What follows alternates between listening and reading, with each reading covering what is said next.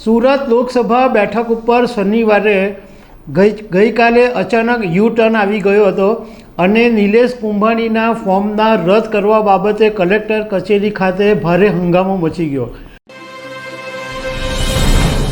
નમસ્કાર દર્શક મિત્રો, સુરત લોકસભા બેઠકના કોંગ્રેસના ઉમેદવાર નિલેશ કુંભાણીનું ફોર્મ આખરે રદ થઈ ગયું છે અને ડમી ઉમેદવારનું પણ ફોર્મ રદ થઈ ગયું છે.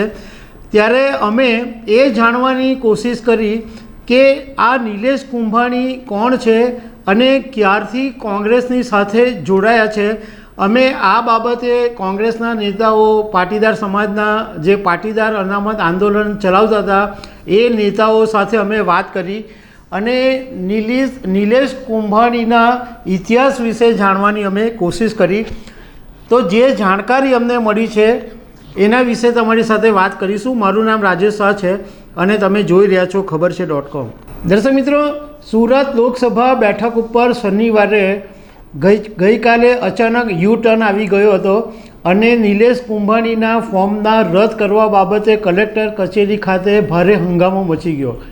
અને રવિવારે જ્યારે સવારે સુનાવણી હતી તો સવારે 9 વાગ્યાથી માંડીને લગભગ 12:30 વાગ્યા સુધી ભારે ધાંધલ ધમાલ મચી અને એવું જાણવા મળ્યું છે કે નિલેશ કુંભાણીનું જે ફોર્મ છે એ રદ કરી દેવામાં આવ્યું છે.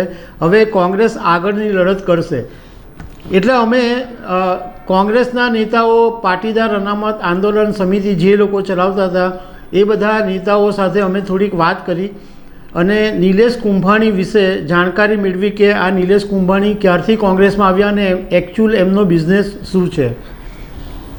તો એવું જાણવા મળ્યું છે કે નિલેશ કુંભાણી જે છે એ રિયલ એસ્ટેટના બિઝનેસ સાથે સંકળાયેલા છે અને ખેડૂતો પાસે જમીન ખરીદી અને નાના નાના શેડ પાડીને એ ભાડે આપવાનું કામ કરે છે. એ ઉપરાંત નિલેશ કુંભાણીની વરાછા વિસ્તારોમાં કેટલીક હોટલો પણ આવેલી છે. અમને એવું પણ જાણવા મળ્યું કે નિલેશ કુંભાણીની રાજુલામાં એક સિંગદાણાની ફેક્ટરી પણ છે. હવે રાજકારણમાં એન્ટ્રી નિલેશ કુંભાણીની એવી રીતના થઈ હતી કે જ્યારે 2015ની અંદર પાટીદાર અનામત આંદોલન શરૂ થયું ત્યારે નિલેશ કુંભાણીની આ આંદોલનની અંદર એન્ટ્રી થઈ હતી. હવે આમ તો તે વખતે જ્યારે પાટીદાર અનામત આંદોલન ચાલતું હતું ત્યારે જે મુખ્ય ચહેરાઓના નામ હતા એમાં એક હાર્દિક પટેલનું નામ હતું, અલ્પેશ કથિરિયાનું નામ હતું અને ધાર્મિક માલવિયાનું નામ હતું. નિલેશ કુંભાણીને પાટીદાર અનામત આંદોલન પહેલાં કોઈ ઓળખતું પણ નહોતું, પરંતુ આંદોલનમાં એમણે એન્ટ્રી કરી અને 2-3 જે આંદોલનની અંદર જે લોકો લડત ચલાવી રહ્યા હતા એમાંના 2-3 જણાના માધ્યમથી એમણે પાટીદાર અનામત આંદોલનની અંદર એન્ટ્રી મેળવી. અને શરૂઆતમાં તો હાર્દિક પટેલ જોડે સંપર્ક કરવાની ઘણી બધી કોશિશ નિલેશ કુંભાણીએ કરી હતી, પરંતુ તે વખતે સંપર્ક નહોતો થઈ શક્યો.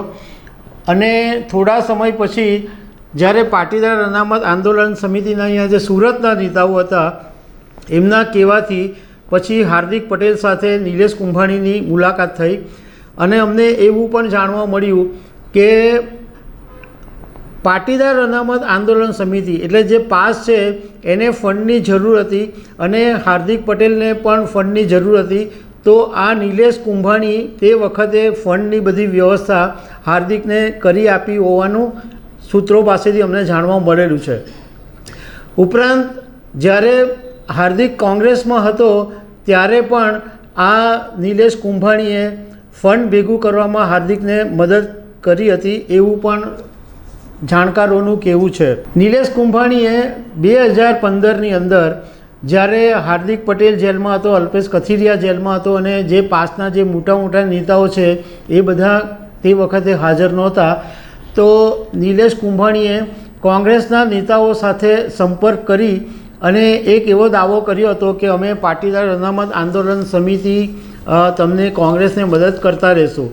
અને એવી રીતના 2015ની અંદર જ્યારે સુરત મહાનગરપાલિકાની ચૂંટણી થઈ ત્યારે પાસ સપોર્ટ આપશે એમ કરીને કોંગ્રેસની સાથે આ નિલેશ કુંભાણીએ ટિકિટ મેળવેલી અને તે વખતે નિલેશ કુંભાણી જીતી ગયા હતા.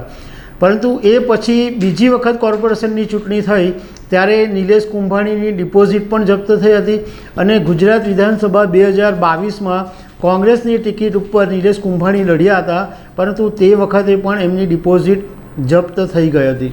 અમે જે લોકોની સાથે વાત કરી એમાંથી અમને એવું પણ જાણવા મળ્યું કે હમણાં છેલ્લા કેટલાક સમયથી આ નિલેશ કુંભાણીના વેલંજાની અંદર કેટલાક સોસાયટીના પ્રોજેક્ટ હતા અને એ પ્રોજેક્ટમાં વેલંજાની અંદર હમણાં બધું કામકાજ ઠપ થઈ ગયું. એને કારણે એને મોટું નુકસાન થઈ ગયું હતું અને એ નાણાકીય નુકસાનમાં હમણાં છેલ્લા કેટલાક સમયથી નિલેશ કુંભાણી એ આર્થિક મુશ્કેલીમાં હોવાનું પણ જાણવા મળેલું છે. એટલે આ વખતે બધા લોકોનું કહેવું એમ છે કે આ જે સુરત લોકસભા બેઠક ઉપર જે ફોર્મ રદ થયું એમાં સામ દામ દંડ ભેદ બધાનો ઉપયોગ કરાયો હોવાનું પણ ચર્ચામાં છે. તો દર્શક મિત્રો, આવી અનેક વાતો સાથે અમે તમને મળતા રહીશું. Thank you very much.